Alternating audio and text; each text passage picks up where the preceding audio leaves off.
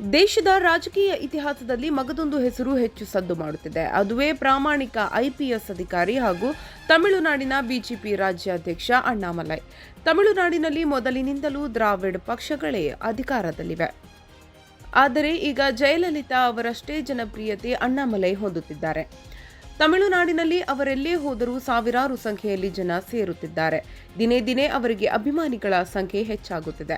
ಇದಕ್ಕೆ ಕರ್ನಾಟಕವೂ ಹೊರತಲ್ಲ. ಧಾರವಾಡದ ಕೆಸಿಡಿ ಮೈದಾನದಲ್ಲಿ ನಡೆದ ಬಿಜೆಪಿ ಮಹಿಳಾ ಮತ್ತು ಯುವ ಮೋರ್ಚಾ ಸಮಾವೇಶ ಕಾರ್ಯಕ್ರಮಕ್ಕೆ ಅಣ್ಣಾಮಲೈ ಆಗಮಿಸಿದ್ರು. ಅವರ ಭಾಷಣ ಕೇಳಲು ನೂರಾರು ಸಂಖ್ಯೆಯಲ್ಲಿ ಯುವಕರು ಆಗಮಿಸಿದ್ರು.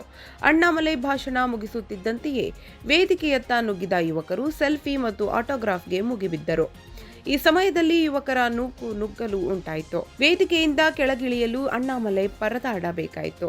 ಅಷ್ಟೇ ಅಲ್ಲ, ಯುವಕರ ಗುಂಪಿನಿಂದ ಅಣ್ಣಾಮಲೈ ಅವರನ್ನು ಸುರಕ್ಷಿತವಾಗಿ ಕರೆದುಕೊಂಡು ಬರಲು ಪೊಲೀಸರು ಕೂಡ ಪರದಾಡಬೇಕಾಯಿತು.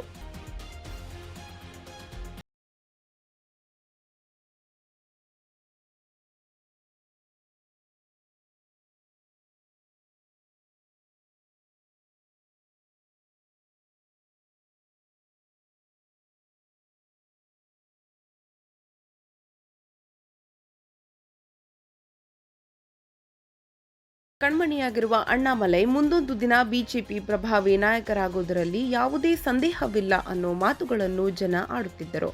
Sanjay Tongre, 9 live news, Dharwad.